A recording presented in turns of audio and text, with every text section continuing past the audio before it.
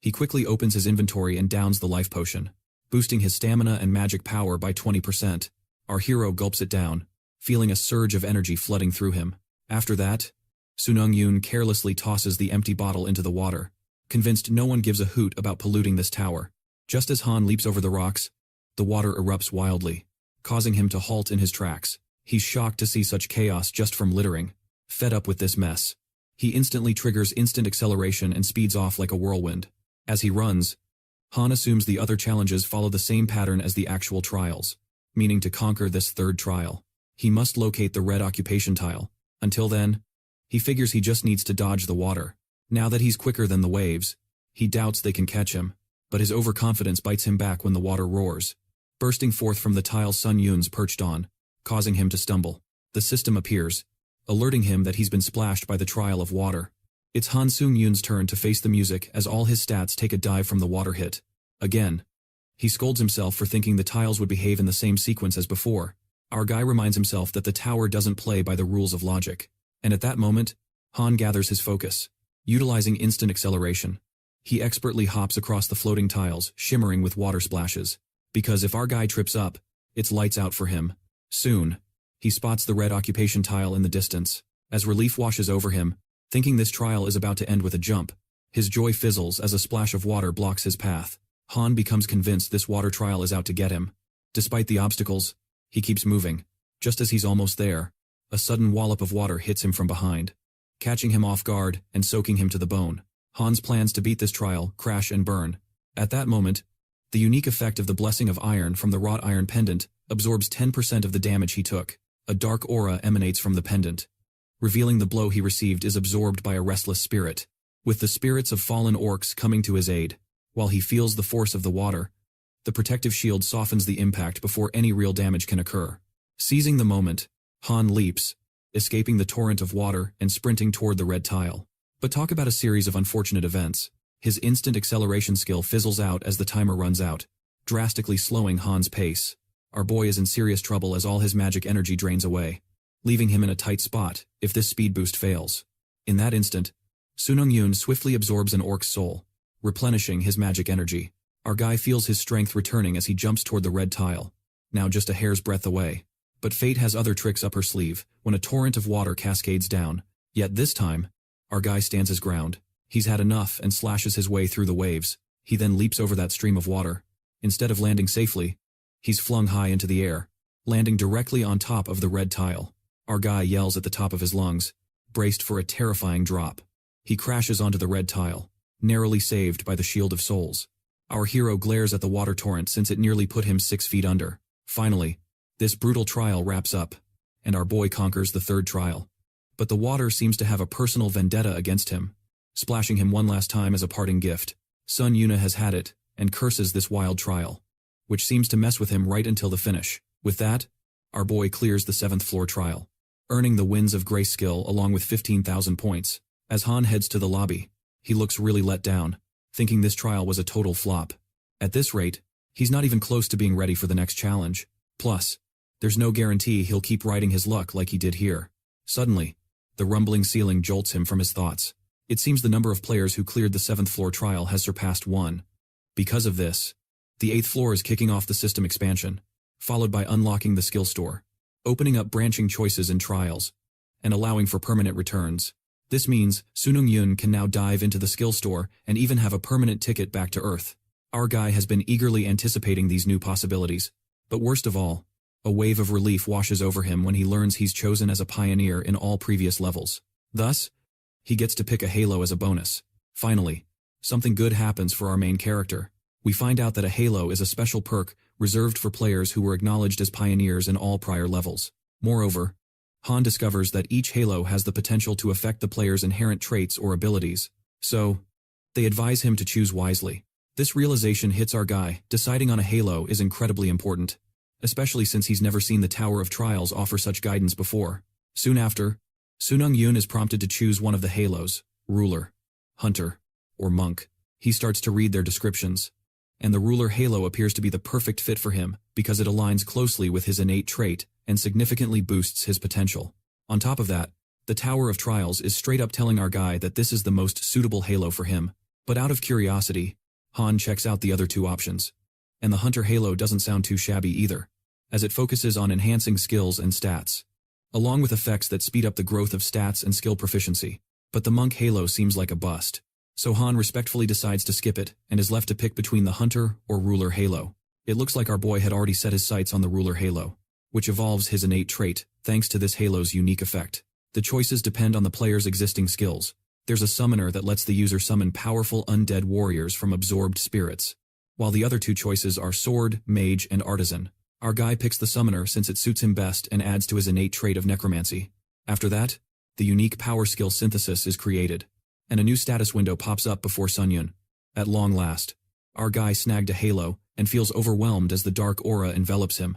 Han then investigates what skill synthesis is and finds out he can merge two skills he desires into new ones, thinking it's totally mind-blowing. But this isn't the end, as our guy is also given the chance to select two skills from the opening list. And Han ponders, deciding to fuse skills he doesn't use too often. Our boy chooses Elitism and Swift Charge. Combining these two abilities, once it's complete, a flash of light erupts from the panel, leaving him speechless as his eyes widen in shock. The skill Juggernaut is formed and granted to Han Seung Yun. It empowers the user to break free of invisible restraints, like those imposed by a skill or innate trait. As long as the user's magic power surpasses that of the caster who enforced the invisible restraint, our guy gasps in disbelief as he learns what skill synthesis can actually do. He thought he'd be luckier to receive a grade E skill, but instead, he ended up with a grade D skill that's downright overpowered. Seung Yun finds this power hilarious, so he decides to give it another shot. This time, he picks Ranger Aptitude and Burn Resistance. He combines the two skills, anxious to see what he'll get.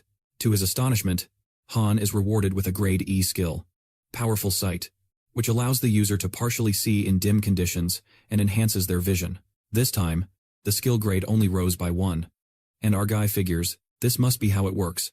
From Seung Yun's perspective, Elitism and Swift Charge had solid synergy, hence the successful synthesis. While the Ranger Aptitude and Burn Resistance didn't mesh as well together, our guy regrets not trusting his gut that it was a weird combo. Below selection process, Han collapses onto the bed, utterly drained. He feels strange now that he's a consecutive pioneer and holder of an aura. Our guy lets those pessimistic thoughts creep in, questioning if he can truly own these achievements or if he just got lucky with his innate trait. Han shakes off these negative vibes, knowing it's pointless to dwell on it, and gets ready to check out the rewards. Han shakes off his bleak thoughts, realizing there's no point in mulling over them, and moves on to examine the rewards. The skill, Winds of Grace, that he earned, boosts his speed by 10%. As soon as he shouts its name, it can stack up to 7 times. Our guy is head over heels about the speed boost, and he's even more thrilled that he can stack it 7 times. In other words, Han can seriously ramp up his speed by as much as 70% all at once. He feels like he's on top of the world, his imagination running wild, as if he's in La La Land, totally buzzing about how this skill doesn't even drain magic energy. He feels unbeatable now since this skill, Winds of Grace, has absolutely no drawbacks. Seung Yun then checks his inventory and puts on Boots of Swiftness, which boosts the user's speed when they hit a specific pace. Our guy is on cloud 9 since all the bonuses from the 7th floor trial are about speed. This makes him feel like a big winner in life. Then Han opens the skill shop and gets annoyed because everything is so pricey. Yet, he knows he needs all the magic skills he can nab, so he buys Magic Circuitry and Magic Resistance. With Magic Resistance, our guy can shield himself from skills like Bind Heart that made him feel his teammates' pain earlier. On the flip side, Magic Circuitry collects all the magic energy in the user's body to boost magic efficiency. Han uses this skill just as the red energy starts to flow, making his body feel heated. A dazzling light radiates from him, and surprisingly, Han feels light on his feet. He takes a step to test it out, and when he stomps his feet on the ground, a powerful rumble echoes throughout the room. He deduces he couldn't harness his magic energy before, but now, with these magic circuitry pathways, his magic energy seems to have jacked up his physical skills. 2. Our guy grins at his savvy purchase. Afterward, Han's curiosity piqued about the Summon Undead skill he just acquired, but decides to save it for the next trial. He takes a deep breath, contemplating whether to dive into the next trial immediately or head back to Earth. The next scene shifts to a dude, Chil Wan Lee, who's put up a party recruitment board because of a sudden gate appearance. Yet, no hunters seem to be signing up. Lee is anxious since no one has joined yet. And soon, a group of hunters approaches, laughing at him for failing to find party members. The hefty assassin hunter suggests Lee hand over the gate entry permit. If he doesn't start exploring the dungeon soon, his entry will be revoked. Lee has had enough of this, but he stands his ground and refuses to give up the entry card. The bully hunter mocks him, saying he shouldn't be cowardly, and points out how many hunters are waiting to enter the dungeon. But none are willing to join his party. The bully hunter delivers a harsh reality check, stating he's grade E, which means nobody wants to team up with a low-level loser like him. The other hunters snicker at the boy, muttering, "This is a real kick in the pants," and agreeing with the bully hunter. Suddenly, someone asks if he's still looking for party members. That someone turns out to be our boy, Han Seung Yun, a second-grade hunter. Our guy asks Lee if he qualifies to join, and Lee beams with a nod. Meanwhile, the hefty hunter isn't pleased with Han's unexpected interference and grabs his shoulder. He questions our guy about cutting the line, but Han just smirks and directly tells that bully hunter to join Mr. Chilwan Lee's party if he's got an issue. The hunter gets furious and tells Han he can't speak to him that way, calling him a fool. Our guy shoots a deadly glare and warns that hunter to take his hand off or he'll break it.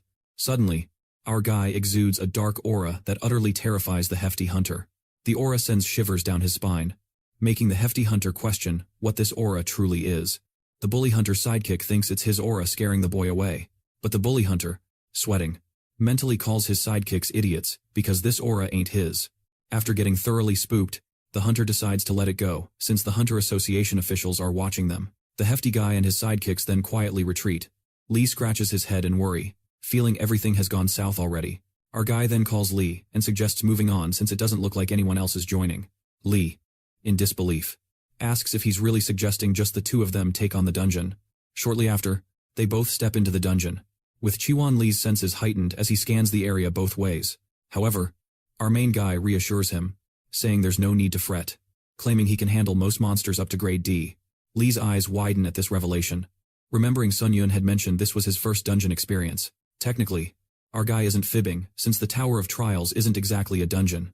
Hunter Lee feels a bit uneasy and, trying not to sound blunt, tells Sun Yun that exploring dungeons is a dangerous game that could cost them their lives.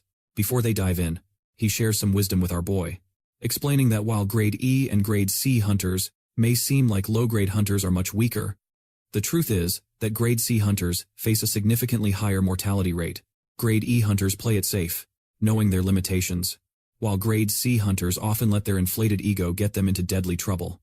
Lee warns him that dungeons harbor dangers beyond their imagination, and seeing Sun Yun's overconfidence only makes him worry more. While our guy understands Lee's concern, Hunter Lee steps up as the leader. Even as a lower-grade hunter, he has a wealth of experience under his belt. Our boy isn't overly confident though, and thinks he'd feel better leading the charge himself. Nevertheless, Han agrees, and together, they decide Lee should take the lead for their safety. As they venture further in, our guy keeps an eye on Lee to see how he operates. Soon, they come face to face with a lizard-man monster, causing Lee to tense up, knowing it's a skilled fighter. Making this battle potentially challenging, Chan devises a plan to draw the monster's attention while instructing Han to strike at its weak point on his cue. Our guy gives a nod, eager to see how an experienced hunter like Lee handles the situation. Suddenly, the lizard man pounces at Lee. Instead of fighting back, this fool pans his sword in the air, trying to scare it off as if it's just a pesky house cat.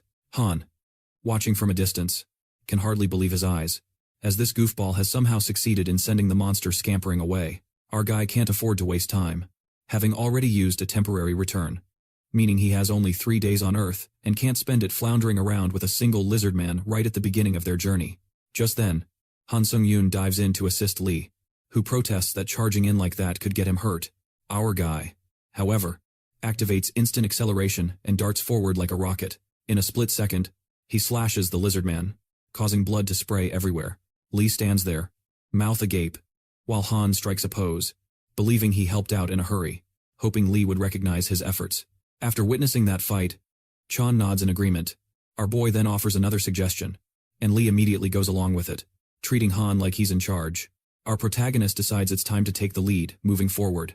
Just like that, a horde of lizard men appears, and our guy effortlessly cuts through them, finishing them off like it's a walk in the park. Lee can only stare in disbelief as he watches Han decimate the monsters, thinking it's nothing short of a one-sided slaughter. He can hardly fathom what he's seeing, wondering if this might revolutionize the entire hunting industry. Meanwhile, our boy collects the crystals from the fallen creatures. These magical crystals are precious gems that can be utilized in metallurgy or alchemy. Han gathers plenty of them and stashes them in Lee's backpack. Shiel Wan then apologizes to our guy, wishing he could contribute more than just lugging around their gear. Han responds he won't complain if Lee claims the bigger cut of the treasure. While they're having this discussion, a lizard man ambushes our boy, just as it lunges to stab with its sword. Our guy smoothly dodges the attack and throws the lizard man into the air with sheer strength. The creature crashes against the wall, sending rocks tumbling down. Seung Yun suggests they talk about their reward later so they can keep their heads in the game. He promises to protect Lee as best as he can. With that, Han starts absorbing the fallen souls of the lizard men.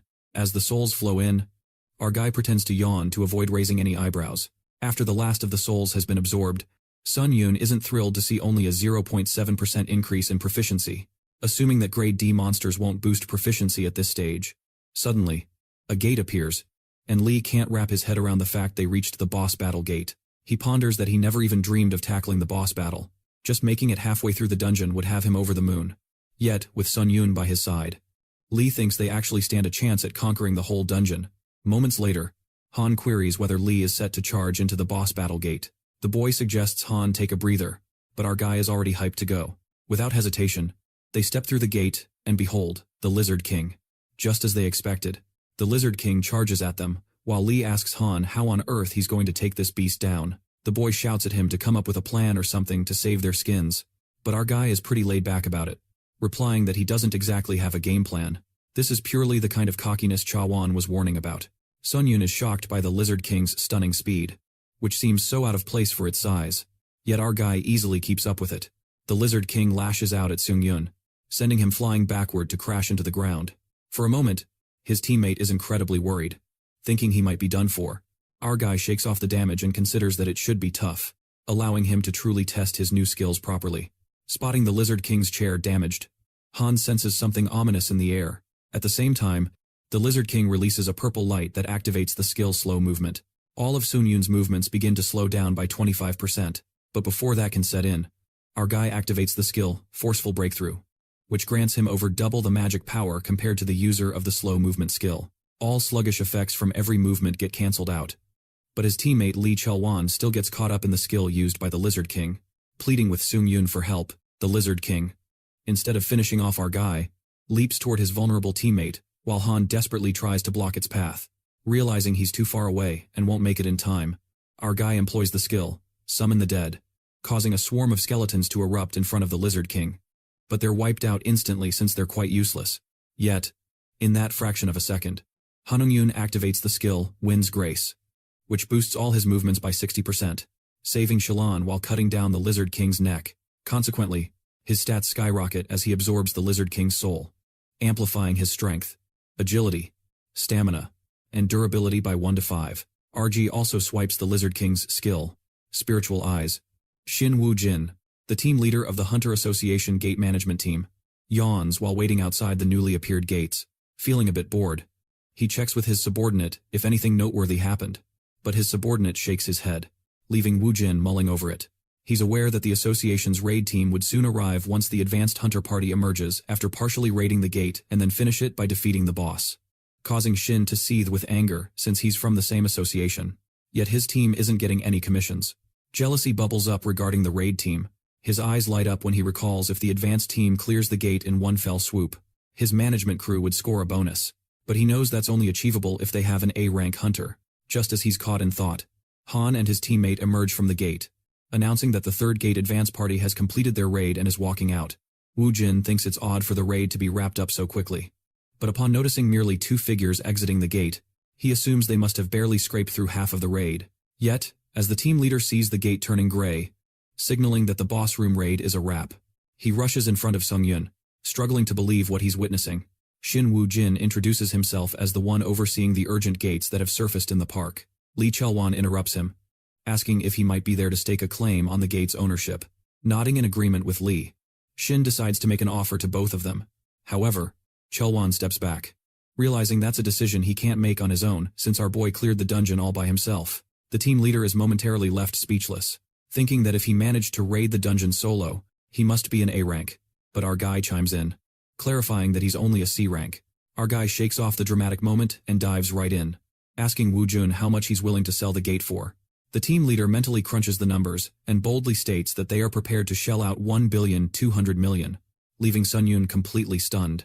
Meanwhile, Team leader Li Hyun struggles under a mountain of books and papers, utterly drained from non-stop work since returning from the tower. Suddenly, her phone rings, making her wonder who could be calling her at such an hour. When she glances at her screen, she's taken aback. Lee, from the management team for the Tower of Trials Challengers, is sure that this news will rock the boat. She recalls how the higher-ups were making a huge fuss over it, never guessing that luring in challengers would be such a Herculean task. Han realizes she couldn't even rope in 10 people for the easiest difficulty, which was all her bosses were demanding anyway. That thought sends a pang of anxiety through her. But then she remembers the guy she met in the tower, so mighty that single-handedly clearing the 4th floor wouldn't even be an exaggeration. She regrets not offering Han Seung Yun a deal sooner. Just then, her phone buzzes, and it's a message from Han Seung Yun, asking her to catch up if she's back from the tower. Our guy, chilling in a restaurant, still can't believe he racked up 1,300,000,000 and feels both unbelievable and fantastic at the same time. Lee Han steps into the restaurant, panting, spotting her. Seung Yun calls out, observing her uneven breathing. Our guy wonders if she sprinted over, and casually tells her to take her time next time.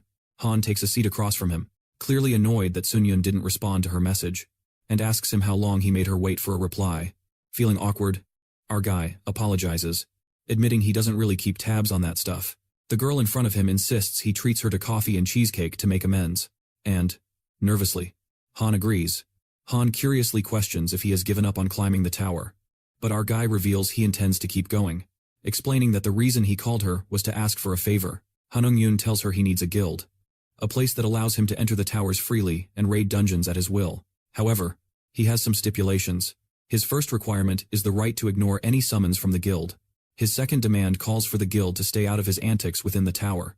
Lastly, he requires the freedom to utilize the guild's dungeon whenever he wishes.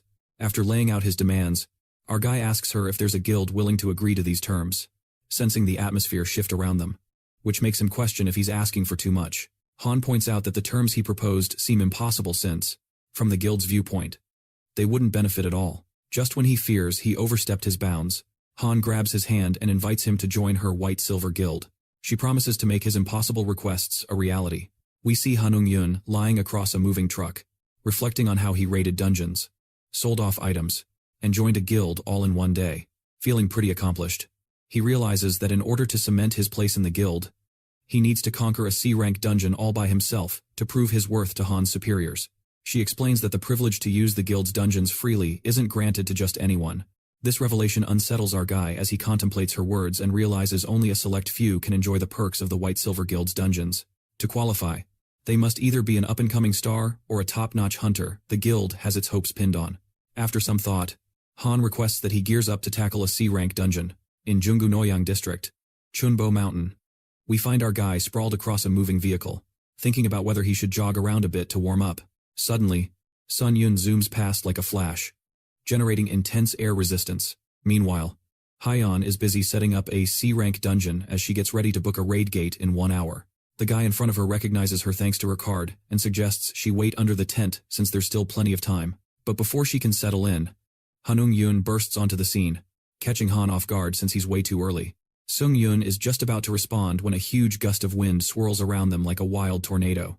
Our hero awkwardly apologizes, explaining that the rush must have created a shockwave since he dashed here far too fast. Lee, alongside the guy, tries to hide her surprise as she questions who this newcomer is. She informs Han that she's all set to wrap up the discussions, so he should give her a heads up when he's ready. Han Seung Yun is eager to kick things off now, and they both step through the gate, greeted by Fields, glancing back at her. Our hero tells her to signal him if she senses danger. However, Han is wearing an artifact given by the guild, the Empress's necklace, which has a shield ability. Though it's not the strongest, it does offer a stealth effect. Plus, the necklace tends to pull aggro, making it seem like she's assisting him. Hence, she opts to keep her distance. Seung Yun is now at ease, knowing he doesn't need to fret over her while battling. With that, he activates his spiritual eyes, enabling him to detect hidden enemies. Suddenly, deadly demons emerge from the fields, looking quite menacing. Spotting these toxic demons in a C-rank dungeon, Hyun alerts RG about the dungeon's irregularity.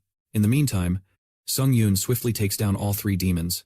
This leaves Lee Han utterly amazed, as she realizes this is anything but normal, and she's relieved her choice was spot on. Han wields his sword, its rare lightning effect activating, nearly making him forget it's even there. With that, He dispatches the last demon and fills Han in. Li-Han can't believe her eyes as she watches our hero clear the boss room in less than an hour, and all on his own. What shocks her even more is that it's an irregular dungeon. Furthermore, these toxic demons are no walk in the park, and they're typically monsters that solo hunters are advised to tackle in a group. Recognizing his potential, Han thinks that Han Seung Yun is bound to advance even further, reaching a level where he'll be incomparable to him. With all possessed souls consumed, Seung Yun's stats skyrocket, boosting his strength, agility, stamina, magic power, and durability. Our hero figures the dungeon boss won't be much trouble and decides to head into the boss room with Han. She finds it odd that they can't sense the monster's presence to this extent, only to be interrupted by the monster crashing down right above them, targeting her. All this unfolds in an instant, but Han Seung Yun saves Li-Han by scooping her up in his arms when she warns him to look behind. The monster unleashes blue flames, wreaking havoc, but our guy swiftly escapes to a safer spot, telling Hyan that he moved them without her permission because it was too perilous. Asking her to bear with him, Hyan reassures him, and our hero resolves to finish the beast. The team leader offers him her buff skills, but Seung Yun declines and leaps down. Our hero activates the instant acceleration skill, and due to the exclusive fast boost effect, his speed skyrockets temporarily. Along with that, he uses the Wind Grace skill, boosting his speed by 70%. With 3 slashes, Seung Yun brings down the dungeon boss, the demon of blue fire of destruction. While he's left wondering who this creature really is, they both exit the boss room, and Han remarks that she didn't expect him to clear a dungeon of this caliber so quickly. With that, she declares that he has successfully passed the test and can now explore the White Silver Guild's dungeon. Our guy is thrilled to hear this when the black-haired girl steers the conversation off topic, saying that when they're initially summoned to the Tower of Trials, the difficulty they choose isn't too crucial. For those scoring well on the easy levels, their subsequent trials gradually ramp up in challenges. Similarly, those opting for hard difficulty can adjust to easy if their scores are lacking. The key is when they consider these principles. Much like Seung Yun did, he achieved such staggering success even with his rank in the Tower of Trials being among the top 50, indicating his difficulty is likely deadly. Hyan explains her perspective and advises him to stay cautious because she wants to accompany him and witness his growth over the years. This heartfelt confession catches our hero off guard. Seung Yun, perched atop a towering structure and munching on an apple, receives an alert indicating he'll be returning to the Tower of Trials in 5 minutes. After reflecting on the whirlwind of the past 3 days, he's thrilled. His stats have seen a solid boost along with his confidence. As he re-enters the Tower of Trials, the system greets him, asking if he wishes to undertake the 8th floor trial. He eagerly clicks yes, and the system prompts him to choose a trial option from 3 available paths. He opts for combat to enhance his necromancy skills. The system clarifies that once he makes his choice, there's no turning back. Seung Yun is confident he won't need to change his mind, and the system informs him he has pioneer qualifications. Thus, a direct conversation with the administrator is set to commence. After seeking out an administrator expert in combat, the system reveals that a discussion with the iron-blooded Monarch, the combat specialist, will take place. Without delay, Han Seung Yun steps into the Iron Blood world. The consultation kicks off with the combat route admin, Iron Blood Sovereign. Moments later, he finds himself teleported to a new location, realizing he's entered the domain of Iron and Blood. To gain clarity, Han activates the Eyes of Truth and discovers this Iron and Blood world is a hidden realm of the Iron Blood Sovereign. Our guy smirks, appreciating the usefulness of this ability. However, the admin isn't pleased with the inquisitive newcomer. He soon grasps that the admin is communicating directly with him through these messages. Suddenly, a sword rises from the snowy terrain, and the admin advises player Seung Yun to stop his futile inquiries and to follow the sword instead. The sword leads the way, and after traveling quite a distance, it stops in front of a house. Our guy opens the door to find the admin, Iron Blood Sovereign, staring right at him. The shocker, the admin is a white-haired woman, leaving Han's jaw dropped. The admin welcomes the pioneer and informs Seung Yun that she's been assigned to guide him. At first glance, he almost mistook her for a charming foreign influencer, but then he remembers. She is an admin ruling over the Tower of Trials. Seung Yun feels a rush of nervousness as the admin materializes right next to him, their eyes locking. Our guy internally panics as the admin gets uncomfortably close. He didn't even blink. The admin grabs a drink and muses about the wild types that show up, but she seems taken aback by our guy, who appears as ordinary as they come. While Han curiously asks if she knows him, the woman confirms she indeed does, praising his performance in the level 4 trial. As she fills the glass with a drink, Han can't help but ask if she has been watching his trials all along, to which the admin admits that she only observes via the leaderboard, as they cannot directly watch challengers in trials below level 8. Hearing this, our guy seems stunned, and judging by his expression, the admin suspects he's got some misconceptions. She clarifies that the tower's administrators aren't omnipotent beings capable of doing anything, nor absolute masters of the tower. They're better described as the tower's caretakers. Thus, Seung Yun has no reason to feel threatened by her. Since she serves the tower, she can't do him any harm. Now, putting aside the casual chit-chat, the admin explains that this consultation is a special privilege for him, and he's free to ask anything that piques his interest. Han picks up the fact that it's genuine since he senses no hostility from her. In that case, he inquires about the purpose of this consultation. The admin explains that it's a benefit granted to pioneers, allowing them direct conversation with an admin to quench their curiosity. Han then mentions during the level 5 trial, he faced near death from an invader from another world. He wonders why that invader chose him when there were others available in his world. The admin warns him that the answer may not be what he hopes for, and goes on to explain that invading a trial in another world allows a challenger to seize rewards from that trial and earn a higher trophy. These invaders often come from worlds where towers have existed for decades. As such, a challenger could swipe the reward from the trial, landing a superior prize. These invaders might hail from realms where a tower has stood for many decades. So, they grasp the enormous rewards tied to taking down challengers from alternate realms. Plus, someday, their tower will ultimately unite with another world's tower. Our hero inquires further, and the woman reveals what she stated earlier. From level 20 onwards, trials are more frequently conducted in groups instead of solo. In short, soon our hero will find himself facing challengers from other realities. Seung Yun suddenly realizes this explains why invaders may want to eliminate future rivals ahead of time. After this, the admin thinks Han has satisfied his quest for knowledge, but our buddy has one last inquiry. And it's the simplest one. He asks what exactly the Tower of Trials is.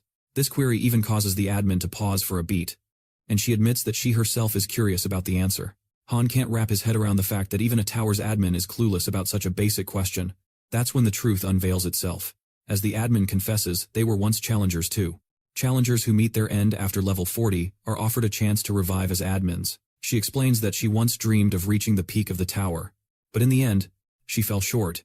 In fact, all admins, including her, are challengers who perished before topping the tower.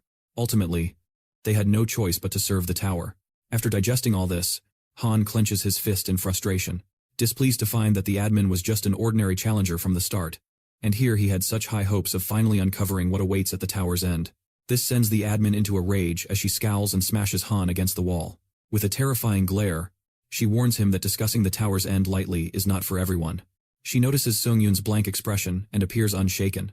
The admin then questions our guy if there's no fear in his heart, to which he replies that this conversation is his personal reward. Besides, he doesn't feel any bloodlust from her. At that instant, Seung Yun smashes the wall with force and escapes the room, making it clear that he won't be killed so easily. The admin stands there stunned, bursting into laughter, at the realization that in all her time here, no challenger has ever destroyed her space. Still, she concedes that Han's boldness restores her faith and offers him a mentorship contract. Our buddy is taken aback by this unexpected proposal. Later, Han returns to the 8th floor lobby and immediately checks the contractor store. He glances at the contract and realizes it wasn't a dream after all. He genuinely has an admin as a mentor. Our boy remembers the admin saying she wouldn't be the one to dismiss challengers equipped with skill and determination. He's then prompted to sign the mentorship contract, and Han taps yes. Our guy now gets access to the contractor store and can use special points. All his stats boost by 1 as a special contractor reward. The admin enjoyed their interaction and looks forward to reuniting with Pioneer Han. Han then browses the power category in the store and sees a list of 3 powers. Our guy wonders if these powers differ from the unique ability he received at level 8. But first, he checks the other pages, only to find access denied. He'll be allowed to enter from the level 10 lobby. This means Seung Yun can only see the 3 powers for now. The Iron Spirit power, an A-grade skill that enhances the proficiency growth rate by 2.32 for all weapon skills. The Lord of Winter power, which temporarily boosts stats in cold environments. And finally, the Clear-Headed power that enables the user to make wise decisions during any circumstances. Our guy finds nothing extraordinary and thinks he should simply earn more SP for the time being. Nonetheless, he decides to purchase the Clear-Headed power, believing it will aid him in thinking clearly. Even when times get tough, he hopes the power lives up to its name, and it's likely better to improve his chances of survival by even a small margin instead of biding his time. After all, who's to say he won't encounter another invader trial? Following that, Han prepares for the 8th trial, which centers on annihilation. The aim of the trial is to defeat the Lich responsible for summoning the skeletons. With that, our hero enters the trial and is left speechless as he finds himself standing on a cliff, surrounded by an army of skeletons. Han struggles to comprehend, and it's clear that the skeletons have vastly outnumbered him. But that doesn't actually faze him since he's all set to take them down. With that, our hero dives into the sea of skeletons and feels a wave of relief when he realizes these skeletons can't even scratch his armor. Thus begins the skeleton slaughter, as Seung Yun chops their heads off and their bones go flying everywhere. As our hero slices through these skeletal foes, he muses that they'll need something a lot tougher than skeletons to take him down. Yet Han gasps in disappointment when he sees his skill proficiency only jumps by 0.08 for each skeleton he dispatches. The chaos continues, and our guy feels certain he won't be leveling up his skills during this trial. So he decides to wrap it up. Suddenly, a voice echoes, demanding to know who dares to cause chaos in his domain. Han senses the voice is coming from afar, and he calls upon the undead skeleton soldiers. He commands to finish off the remaining skeletons.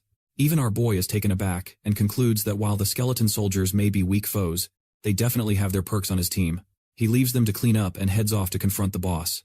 Han leaps high and activates the skill, Wind of Grace, boosting his speed by 60% while donning his magical boots. With numerous speed boosts, our hero zooms through the air at breakneck speed, and as the castle comes into view, he uncovers where the skeleton boss is hiding. Han faces the Skeleton King, who glares at him with a murderous look, furious that a mere mortal dares to invade his hallowed sanctuary. The king opens his grimoire to unleash spells, planning to make Seung Yun pay dearly for his audacity. That's when colossal titans stomp into view, and our hero realizes these beasts are just as powerful as the sand golem. The Skeleton King expects our hero to be terrified out of his wits from such folly. However, Han plays it cool and taunts the king, asking if he doesn't have anything beefier to throw at him. Our hero jests that he'd be let down if this is all the king can muster. He smirks like a true villain and draws out his dagger. The Skeleton King seethes with rage at the shame and accuses Seung Yun of being a foolish mortal, stating that his loyal guardians will rip the insolent mouth of his to shreds. The titanic monsters wildly stomp toward our guy, ready to crush him. Our hero activates instant acceleration and swiftly beheads the monsters in a flash. In the blink of an eye, Han slices through those titans, edging closer to the king while tearing off its legs. Before that moment, a rush of joy surges through him as his skill proficiency rises by 1, 2, after devouring the souls of the titans. At least the higher level undead hands him better proficiency points. The Skeleton King, who had been boasting, now lies helpless on the ground and asks Han what kind of savage beast he is. In the king's mind, our guy grins wickedly and mocks the overly arrogant Lich. Han then advances to finish off the king, but his eyes land on the book, recalling how the Lich had the power to control monsters at will.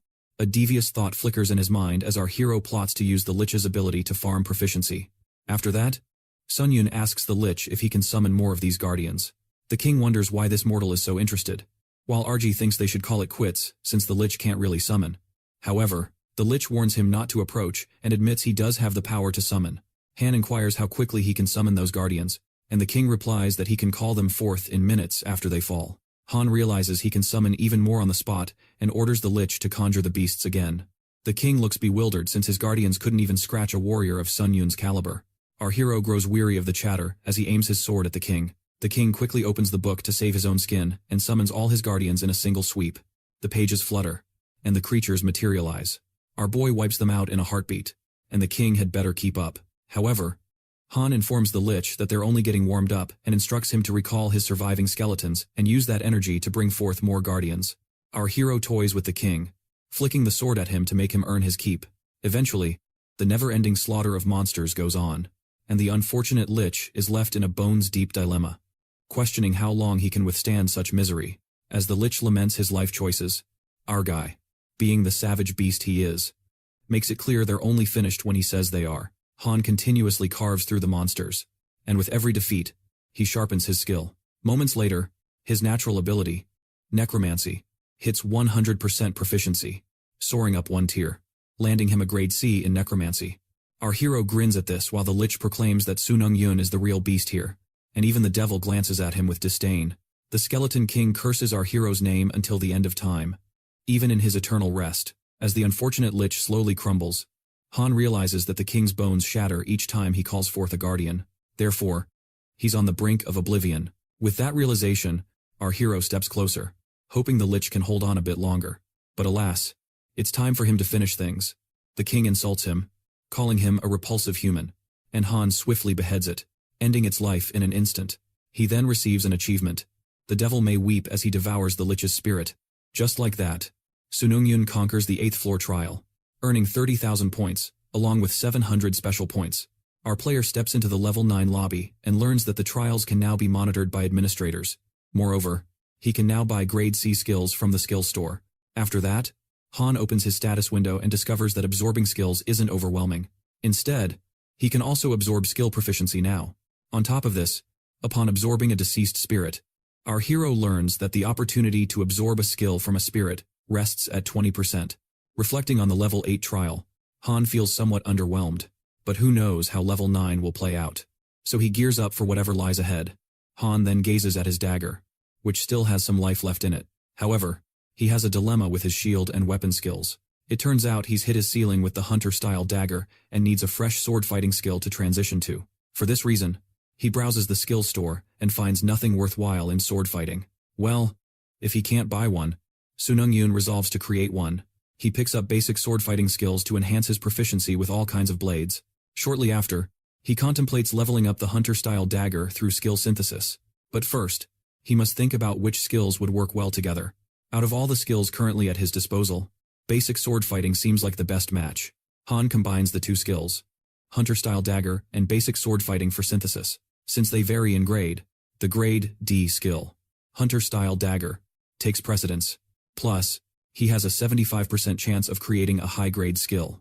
A moment later, magic unfolds as our hero hits the jackpot with the creation of the skill, Demon Slayer style. Not to mention, it's a grade C. The Demon Slayer style skill triples the cutting effect when wielding the sword and doubles attack speed when battling non-human foes. Our hero realizes it's going to be faster in fights against non-human enemies. And it's clear this skill was crafted by a hunter to eliminate monsters. Han then decides to give synthesizing some of his remaining skills a shot. But tension starts to rise. He tries to remind himself that gambling is a bad habit and checks the skill, compatibility, and success rate first. After experimenting with the skills, Seung stumbles upon Ash and Blood and is blown away that it triples his regeneration ability, feeling almost too good to be true. Plus, it even alleviates 40% of pain whenever he takes damage. Unfortunately, he can't test this skill in the lobby since the lobby heals him automatically. Our boy then reflects on how far he's come since 100 points felt like a fortune. With that, he disables the lobby's healing function by deducting 50 points. Now that he's exhausted all the dead spirits from the 8th trial, Han assumes the protective shield won't activate. He raises his sword and plunges it into his hand several times. Thanks to the skill, Ash and Blood, Han's arm heals in no time. And our boy is in awe because he practically has a means of recovering from physical harm without returning to the lobby now. Alongside his new healing ability, he still possesses his dead spirit shield, meaning he no longer requires a physical shield. However, our hero chooses to keep it due to its sentimental significance. He then opens the community, but discovers nothing interesting from what he sees. With time slipping away, Han thinks there's no time for idling and heads to the next trial. The epic level 9 trial is all about battling in the arena. And the goal? Obliterate every monster lurking within before time runs out. The prize for conquering this trial is the skill known as Call of the Wild. Suddenly, a notification pops up, startling Han Seung Yun, warning him that the 9th floor is dangerous, and a challenger from the martial arts realm has invaded. The invader has taken aim at the trial's main objective. Our hero finds himself in the 9th floor trial, facing the martial arts intruder who appears to have wiped out every monster in sight. The old man introduces himself as Sean Hawk Bayak, a high-ranking elder from the Great Martial Alliance. He prompts Han to introduce himself as well. Meanwhile, the Tower of Trials flips the script on the mission, now tasking Han with taking down Sean Hawk Bayak from the martial arts faction. Han queries Bayak about the need for his name, and the old man simply states it's proper etiquette to share names before a duel. Han raises an eyebrow, bluntly expressing his suspicion that the old man didn't invade this level with noble intentions, so he sees no point in giving a formal introduction. Sean Hawk thinks it's foolish for the kid not to recognize the honor among martial artists. In his thoughts, Han Seung Yun is fed up with this nonsense and wonders why normal folks can't come through from other worlds. Nevertheless, the martial artist tells Han to do as he pleases since he refused to follow proper decorum, leaving him no option. The invader flips his sword, launching himself toward Han. Han activates the skill Grace in the Wind, boosting it by 30%. He then engages Bayak with lightning speed. It's as if there are 3 Hans battling at once. When the old man falls back, he's taken aback, amazed that such martial skill exists in this dimension. Bayak apologizes for underestimating Han's abilities, but Han isn't having it and tells him to lose the gentleman act. After all, he came here to eliminate Han Seung Yun and nab his reward. He cuts straight to the point, telling Bayak that this isn't tea time, but a trial. Fury ignites in Han's eyes as he tells the invader to drop the pretense of there being rules, concluding that hypocrites make him sick. Offended by these words, the old man realizes that warriors from Han's world see no logic or reason. With that, an explosive power surges through Seanhawk Bayak, and he bids the boy farewell, labeling him a nameless warrior. The dark energy engulfs the arena, bursting forth like a tempest of fury. Just then, the panel alarms Han Seung Yun that the enemy's innate trait, Sword Shine, has obscured his vision for 5 seconds. 5 seconds is more than enough time to shred someone to pieces if they're left vulnerable. Panic courses through Han when he's blinded. Han Seung Yun activates the skill Magic Resistance, cutting down the effect's duration, before employing the skill Third Eye to sense an incoming strike from outside his line of sight. That's when Han perceives the sword lunging at him from the front. Luckily, our guy dodges just in time, the sword grazing his shoulder and hair as it passes. As the 5 seconds tick away, Bayak's vision impairment dissipates, and Han Seung Yun finally sees his opponent. A wave of relief washes over him as he activates the skill Ash and Blood, realizing how close he came to disaster. Invader Bayak, taken aback, questions the nameless warrior about how he predicted his movement. Han then unleashes the skill Grace of Wind, which boosts his speed by 50%, making a fierce comeback. The tension in the air thickens as their swords clash fiercely. The intensity of the battle escalates as they exchange strikes. Han twirls and delivers a kick, but the invader dodges and counters with his sword, pushing Han to spin away. At that instant, Seanhawk Bayak grips Han's hand, halting his leg movement with the blade. The old man criticizes Han for his unique tricks, while Han Seung Yun pauses, recognizing that Bayak is tougher than he anticipated. Curiosity sparks within him as he wonders why their stats seem evenly matched when he clearly feels superior. Han lunges again, and Bayak warns him that he will no longer hold back. The old man employs his weak trick once more, using the innate trait, Sword Shine, clouding Han's vision for another 5 seconds. Our hero gears up again and triggers the same skill he used before to see through the obscurity. However, Han finds it tough to keep pace with Bayak's flurry of attacks, which suddenly pick up speed. In a pinch, he activates the Blessing of Iron skill using his wrought iron pendant, allowing his skin to absorb 10% of all physical damage. Still, these skills appear to be ineffective, and Han gets firmly grabbed by his opponent's magic skill. Moments later, the invader's skill fizzles out and the mist lifts. Just in time, our hero retreats as Beck swings his sword, sustaining minimal damage with just his arm getting nicked. Han Seung Yun strikes back with tremendous force and bites his own hand to activate his healing skill, mending his arm. The invader scoffs at it, dismissing it as a pathetic maneuver. Beck admits he initially admired Han as a talented martial artist, but now he sees him merely as a wannabe with borrowed skills. Han, fists clenched, fires back at the old man, insisting he should speak for himself. Fully aware that he received his innate trait from the tower, our guy comes back like a storm after the silence, activating the skill, Grace in the Wind, and ramping it up by 70%. Seung Yun warns the invader against being such a hypocrite, as the invader believes this nameless warrior will stick to his gimmicks, droning on about a true swordsman who doesn't rely on stolen abilities. Seriously, this old fool is strutting around, flaunting his tower-given innate traits like they're natural to him while calling our main character out for using borrowed powers. What a silly blunder. Clearly, our guy has had enough, charging back with his dagger. But Bayak blocks it with his sword, questioning Han's sense of honor. Seung Yun retorts that apparently he lacks any and asks the old man how it feels to face defeat from a mere trick. Even Beck struggles to withstand Han's onslaught. The scene shifts to Seonhawk Bayak's perspective, where he reflects on invading countless trials across various worlds. With this very sword, he has felled numerous otherworldly competitors. Those from planet Earth often fell short in every way, akin to a pot of honey left unguarded, a treasure that hardly needed to be claimed. The fact that players from Earth couldn't even graze a single hair on him showcased their utter uselessness. Plus, his innate trait, Sword Shine, would blind his enemies, allowing him to take them down in a single strike. Until now, this invasion trial was supposed to go the same way. But things appear to be turning sour. Beck's distraction opens a window for our guy to strike, managing to slice through his hair. The old man's hair streams down, liberated, brushing against his shoulder. Finally, our guy manages to cut Bayak's face, blood trickling down. At that precise moment, several admins appear on the panel, impressed with player Han Seung Yun, showing keen interest. However, the martial artist invader cannot handle it, jealousy flashing across his face as he uses the skill, 2 birds, 1 stone, doubling his speed. The old man activates every skill he possesses purely out of spite. He emanates a fierce aura, which evokes a mocking chuckle from Han, who echoes the invader's claim that those skills are merely trifling tricks. Ironically, it seems he's relying on all of them now. Both combatants spiral into chaos, and the system informs them of trial invasion penalties, slashing their stats by 8 points. Several skills go offline, leaving Seonhok Byack in a bind as 2 of his skills get abruptly disabled. Shortly after, the old man activates his innate trait, Swordshine. While our guy begins to anticipate his attack pattern, Beck shouts at Han, calling him a sneaky follower of a demonic path, bent on slicing him in half where he stands. Byack's rage surges as a torrent of fire erupts while Sunung crouches low to dodge the sparks. Our hero activates the ultimate triad skill, amplifying the next 3 attacks. With that, Han unleashes tremendous power to confront the invader and teach him a lesson. This time, that brutal assault from our warrior shatters the martial artist's cherished sword and drives the dagger through him. While our guy stumbles after unleashing uncontrollable force, the invader stands there, dumbfounded. He quakes, deeming his defeat ridiculous. And suddenly, his body splits in half.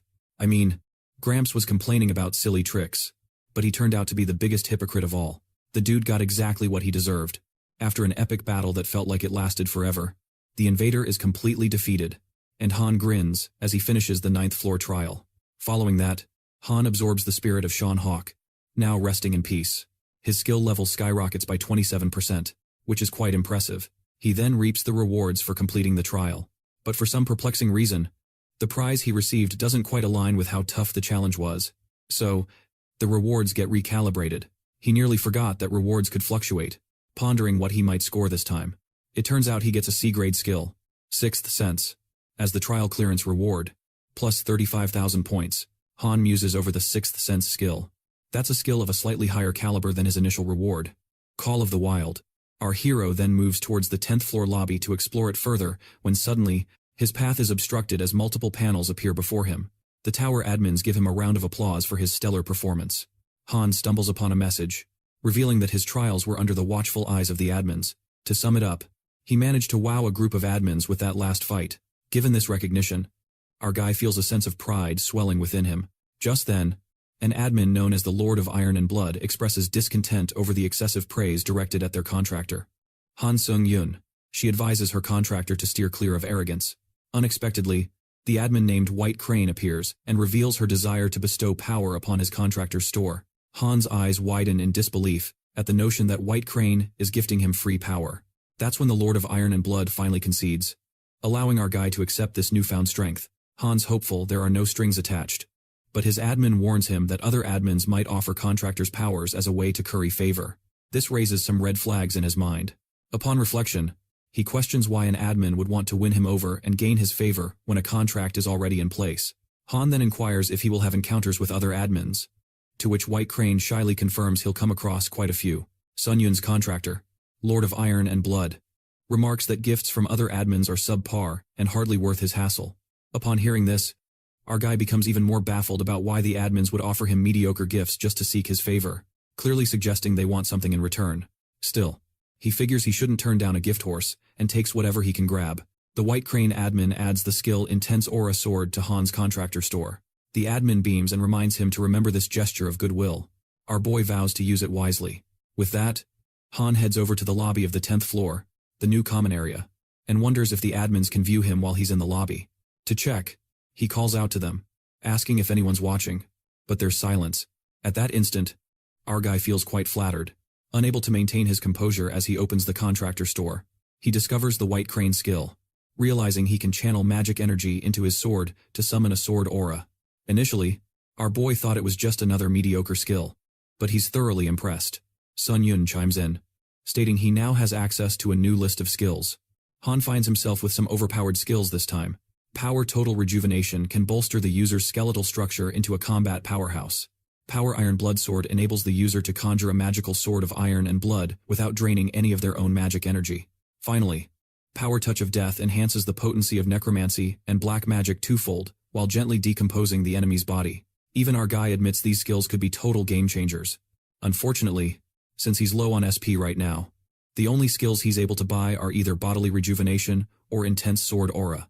Our guy weighs his options on whether to snag it or save up for more SP. He reflects that the old man Sean Hawkbake, from level 9, was a serious beast to contend with. So, if he wants to survive against foes like him, he needs to gather as many powers as possible. With that decided, our guy buys the skill Intense Sword Aura and decides to activate it immediately for a test run. Han swings the sword, channeling his ultimate triad skill to infuse magic energy into it as well. But it feels entirely different. Our boy deduces that the ultimate triad forces an explosive wave of magic through the sword, whereas the sword aura lets the energy magic aura flow smoothly through the sword like a gentle stream. He practices the skill for a while and realizes this intense sword skill increases the magic exhaustion rate by 2% every minute. He practices this skill for quite a while and discovers that this powerful sword technique increases the magic exhaustion rate by 2% every minute. This prompts our hero to figure that his magic energy will be completely drained in about 100 minutes. At that moment, he turns off the skill and vows to be more cautious about his magic supply moving forward. Soon enough, Han recalls the reward skill he obtained from the 9th floor, the 6th sense, which sharpens his instincts considerably. Having a keen intuition is incredibly useful for making sound decisions. However, our hero can't help but ponder over the community, curious if players are chatting about the new common area. In the forums, everyone seems to be buzzing over the common area, filled with foreign players engaging with one another. But what really catches Han Seung Yun's attention is the revelation that he can swap abilities with the admins. With so many players around, our hero perceives this as a prime opportunity. Thus, he resolves to visit the common area for himself and take a peek. Moments later, Han finds himself teleported to the common area, which appears to be quite a lovely spot. A humble hunter strolls into the common area. Meanwhile, some Korean hunters stealthily watch the newcomer. Assuming he resembles a Korean hunter, one of them recognizes he's a grade A hunter from South Korea. Suddenly, a wave of hostility washes over as one guy expresses his irritation toward the Korean hunters, acting all high and mighty, questioning whether they think they can slay any players outside the common area. The grade A hunter casually walking away is abruptly hit by a burst of magical energy, immobilizing him. The earlier hunters emerge from the bushes, and one of them tosses his sword aside. With no escape route, the unfortunate boy is stuck as the vile hunter assumes these Korean hunters know everything about the hunter world. The guy senses danger, and since they aren't in a trial, he never expected player killers to show up here. The player killer points his sword at the boy, when suddenly, a nun hunter jumps in, warning the murderers to back off or she'll expose them in the community chat room. The scoundrel player stands up and agrees on one condition. He sarcastically tells the girl hunter to strip, finishing with a wicked grin. This malevolent player demands they drop all their items and follow orders, claiming they might spare one of them. The sinister intentions of the maniac are glaringly obvious, while the girl hunter recoils in shock at their crude request. As he reaches for her clothes, someone approaches from behind. It turns out to be our boy, who seems unfazed by the chaos around him.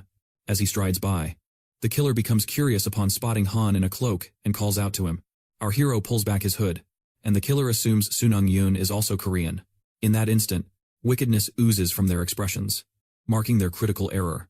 They launch a simultaneous attack on Han. Well, Han intended to slip by unnoticed, but now, he has no choice. With that, our hero activates the skill, Juggernaut, and unexpectedly, he employs his new technique, the Intense Sword Aura, causing a magical sword to appear out of nowhere. Seung Yun warns the attackers to remember they initiated this brawl and prepares to unleash his wrath.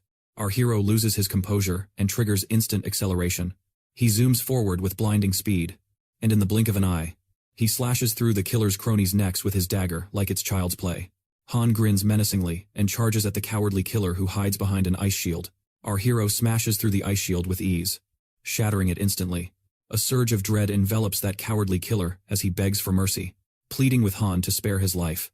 But our hero doesn't spare worthless lives and drives his dagger through the killer's throat. After dispatching the 3 villains, Han absorbs their lifeless souls, boosting his proficiency by 6.4%. The girl hunter apologizes to Seung Yun, expressing her desire to help, but the fight ended before she could intervene. As she turns to leave, the boy asks Han if he's a ranker, to which he responds with a nod. He reveals he's always been in the top 10 on the leaderboard. The boy beams at the chance encounter with Han, grateful, since he would have likely perished without his help. Our hero dismisses it as nothing and cautions him to stay safe on his journey. Although he's not exactly a goody two-shoes, Han intervened for this boy just in case those hooligans tried to attack him next. As our fellow is getting ready to leave, the boy halts him with a strange request. He asks Seung Yun if he can keep the corpses of those thugs. The kid explains that if Han allows him to hold on to these bodies after saving his life earlier, he's ready to grant our hero a power as a gesture of gratitude. Naturally, our guy can't resist a freebie. Soon after, he activates his skill, Devourer, and feasts on the lifeless bodies. Like he promised, he sends one of his powers to Seung Yun, and it turns out to be steel wings that get added to our hero's contractor inventory. Han can hardly contain his joy at adding another power to his collection. The boy then mentions the skill he sent. Han allows him to summon wings that attach to his back, letting him hover in the air. Our guy promises he'll make the most of it, feeling eager to test this new ability in the lobby. Meanwhile, the admin crew is squabbling over Han Seung Yun, each attempting to curry his favor. The Lady of Iron and Blood shows her discontent with those who covet her contractor. Our guy is perplexed to think all this chaos is because of him. However, given how keen the admins are to compete for players, Han becomes convinced they want something from him. Knowing he'll uncover the reason eventually, our friend walks toward the common area alongside the hunter dude. On the way, the boy explains to Han how the common area splits into an arena, an auction house, and a casino. He continues by revealing that, so far, 3 other worlds have invaded their trials, known as Ares, Muram, and Kalan. The challengers from Ares seem to follow some kind of knightly code. The challengers from Muram are similar but tend to be a bit more aggressive. Meanwhile, Kalan hosts a variety of beings, like elves, fairies, and beastkin. Upon hearing this, Han recalls the 2 invaders he faced. The Black Knight came from Ares, while the White Crane was from Muram.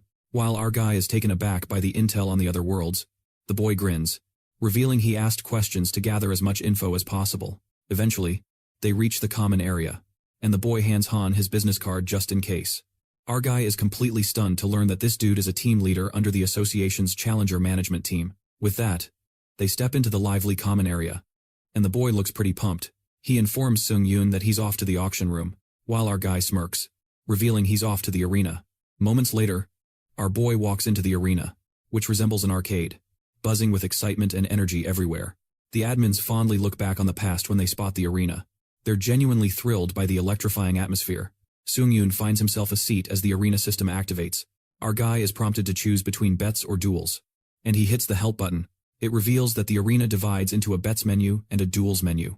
By selecting bets, players can wager points on duels between others.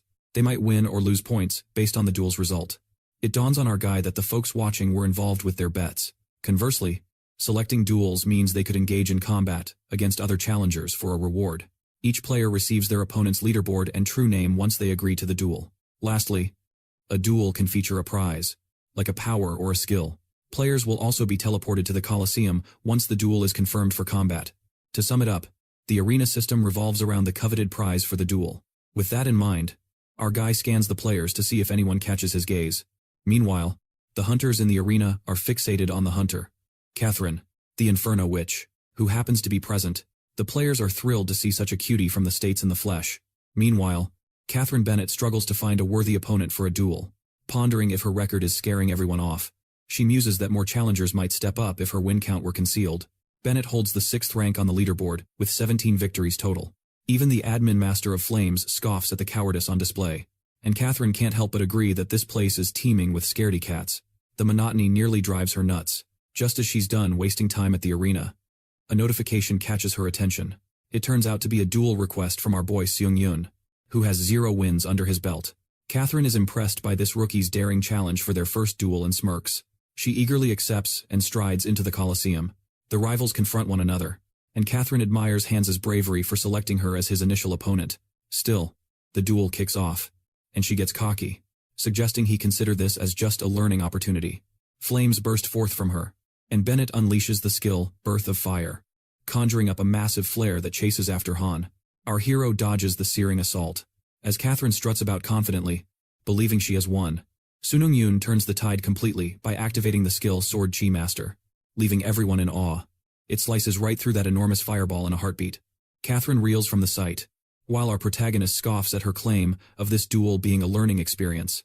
Now, it's Han's turn to show who's truly in charge and teach her a lesson.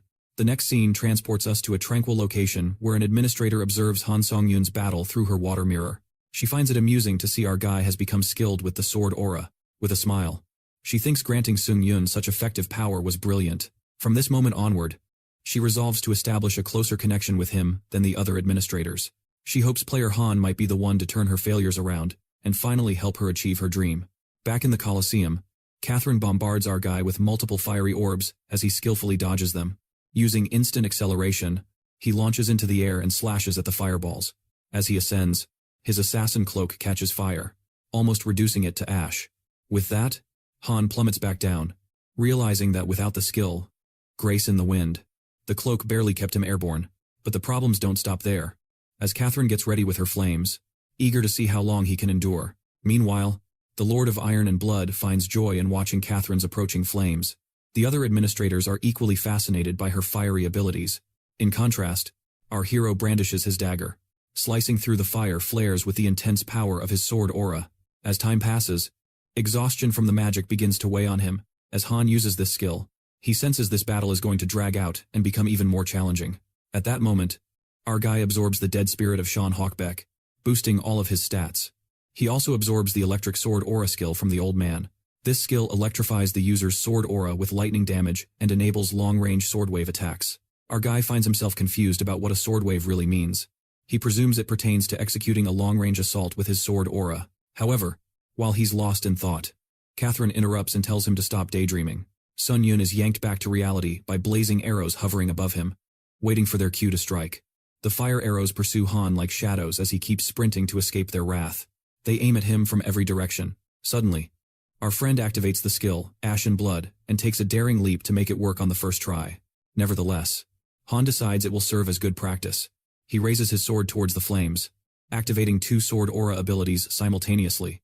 The dagger unfurls in a storm of aura, and as Han swings his weapon, a brilliant yet fierce energy erupts and majestically tears through the blazing orb. While Catherine is too astonished by the stunning yet terrifying sight, she realizes the magical aura is about to reach her. Instinctively, she conjures a fire shield for protection and plots her counterattack.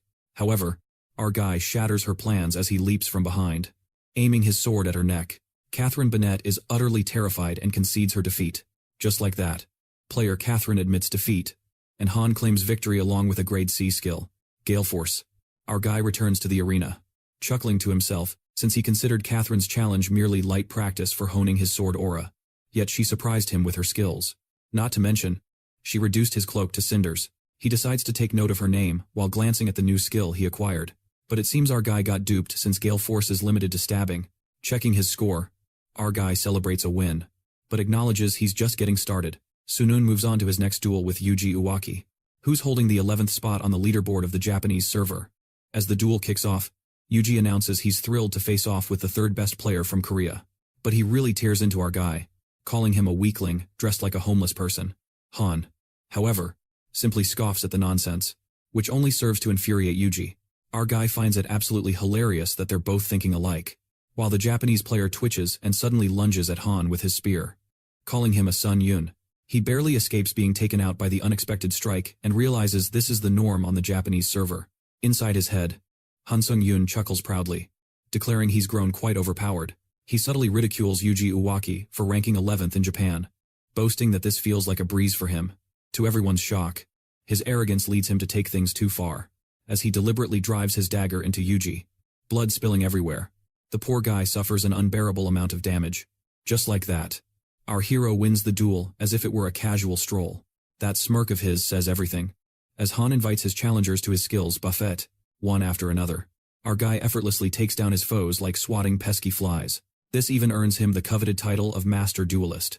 The scene then shifts to the Murom Central Plains, the domain of martial artists. There, a servant informs his young master about the passing of the great elder Sunhawk. According to the last report from the elder, he uncovered a new portal to a dimension called Earth, with plans for a trial invasion. Suddenly, they are interrupted by a frantic creature charging towards them, its stomps growing louder. Out of nowhere, a dragon-like beast appears. The young master, who had been deep in meditation, admits it's been 5 years since he halted his climb up the tower. The sword swiftly finds its way into his grasp like a loyal pet, and the young master performs a smooth flip. In one fluid motion, he drives his sword into the monster's head, instantly slaying the giant. The servant stands astonished at how effortlessly his master dispatches a divine beast. Realizing that the young master's martial skills are indeed ferociously powerful, the swordmaster yanks his weapon free from the beast's head. Intrigued by this world called Earth, He then commands his servant to leave no stone unturned in discovering who he should seek vengeance against for Elder Beck's demise. Well, it seems like another victim will soon find themselves at the mercy of our main character's skills. Buffet. Later, Han returns to the lobby, feeling relief as his exhaustion fades away. He's overwhelmed by the newfound power he stumbled upon. The wings of steel, which grant him the ability to soar through the skies. Even just thinking about it sends a thrill through Han. Unfortunately, this skill comes at the cost of 500 special points. Sadly, our guy currently finds himself low on SP, so he moves on to his next task, which involves synthesizing some skills. This time, Seung Yun crafts skills after an entire hour of meticulous planning. The abilities he conjured consist of a defense shield of Retribution, movement speed, silent shadow steps, and an attack speed wild sword flurry. In addition to snagging 2 C-grade skills, our guy successfully claimed a B-grade skill, Shield of Retribution. Excitedly, he activates the B-grade skill, only to discover how incredible it really is. Shortly after, Seung Yun steps into the 10th floor trial, where the mission is to prevent the resurrection of the Abyss-stricken Lord within a 3-hour time limit. The reward for completing this challenge is a skill proficiency potion, while the penalty for failure, well, it's death. This trial proves to be a team effort, with the system assigning teammates based on leaderboard standings. It turns out the top 4 players are grouped into one team: the rank 1 player Kim Ong-hun, rank 2 player Chunuk-oh, rank 3 player Han Seung Yun, and rank 4 player Suda Princess. The pre-trial period of 30 minutes begins. The Tower of Trials has this pre-trial to encourage teamwork and strategize for taking down the boss monster. The rank 1 player, Seong, is nervous about the group trial, while Chunuk, the second in command on the leaderboard, beams to see him back in the mix for trials.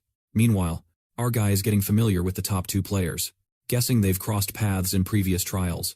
As Kim and Chunuk chat away, the blonde 4th-ranked player suddenly waves at our guy, revealing he recognized him from level 4. Kim Sunung realizes that Rank Ba and Bone have crossed paths before, and judging by the blonde guy's reaction, it clearly wasn't a pleasant encounter. Oddly enough, the blonde player trembles with fear and admits that Seung Yun is the huntsman they encountered during the group trial at level Bone. He also emphasizes that our guy is a murderer who leverages his killing achievements to gain power. It turns out that Seung Jin Kim, known as Suda Princess, is a compulsive liar. Deceiving others seemed to be second nature to him. This guy stirred up chaos using any means necessary and reaped the spoils amidst the turmoil. So he essentially snatched the rewards by entangling everyone in brawls. That was his survival strategy. Even in the strange realm of the tower, he discovered that his knack for deceit worked like a charm. Nonetheless, the admin false clown chuckles and mocks contractor Seung Jun Kim's arrogance. The admin's vibe fits perfectly with the wickedly smug Sudapes. While our guy senses the sinister intentions radiating from him, Suda Princess thinks he's caught Han off guard, judging by his reaction, and decides to push a little bit further. The blonde guy, using underhanded tactics, accuses Han Seung Yun of butchering his own teammates without remorse. Our boy finds this utterly absurd, and as he attempts to defend himself, Kim Un-hun summons his weapon, stressing that a strong team of Ba is far superior to a divided group of Bone. The rank Satu player makes it clear that the trial is no joke and demands to know who is telling the truth. Kim declares that the one who has lied will face elimination.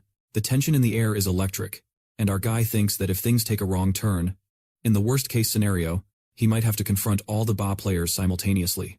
Just then, Chunoko steps in, like a real game-changer. He acts as the only rational player, considering that Sudapins has met rank Ba hunters at level Bon. Chunuk flips the situation on him and deduces that Seung Jun must know the huntsman's real name. The rank Hey guy is a genius, as he ensnares Sudapins in his own tangled web of deceit, reminding him that the nickname system only came into play at the level Num lobby. So, if Seung Jun knows the hunter's true name, it's likely they've crossed paths before, but Sudapins' arrogance kicks in, and he confidently reveals the hunter's name to be Chan Li. This guy is ridiculously insane, convinced that proving anyone's identity in this place is impossible. Oh Chun addresses our guy as Keelman, asking if he has any words to share. At that moment, the tables turn, and Han produces his hunter's license. Finding the situation beyond absurd, a wave of relief washes over Seung Yun, glad he accidentally bought this upon returning to Earth. Our guy discloses his real name, while Suda Princess is left in complete shock. With everything lined up, Kim Sunung recognizes who he needs to eliminate. Even the admins mock his unconvincing deceit and revel in the outcome of his pitiful state. The irony of the admin messiah of lies calling him pathetic is downright hilarious. Seung Jun has messed up big time, but our guy jumps in and appreciates rank Satu player Sun Hun's offer, yet insists on handling this himself. Han expresses his irritation, and Sun Hun lets him go ahead. Meanwhile, Sudapest wonders if he's about to face a one-on-one duel, but malicious thoughts creep in when he fears he's made a lousy impression on the other two, but convinces himself he can still eliminate Seung Yun. This way, they will have no choice but to let him live, as they wouldn't want to risk confronting a bone person trial with just the high of them. Suda grins wickedly, while our guy chuckles at the story he just concocted, assuming that Seung Jun will have to face the consequences of his words. However, the cocky blonde guy dismisses this and claims that all he has to do is survive. Suda Princess opens his magic book to wield power, clarifying that Seung Yun isn't the only fighter in the mix. The blonde guy summons Swamp Spirit's tendrils to coil around Han's feet, slithering up his legs. However, our guy breaks free in a flash with his magic resistance skill. As our boy advances toward that scoundrel, the rank bone player finds it irritating that Han possesses an anti-magic skill. Sudapest activates a shield, and as it clashes with Seung Yun's sword energy, the ground trembles and cracks. The battle looks fierce, and the first ranked player thinks it's wiser to keep their distance while Chun is captivated by the thrilling view of the fight.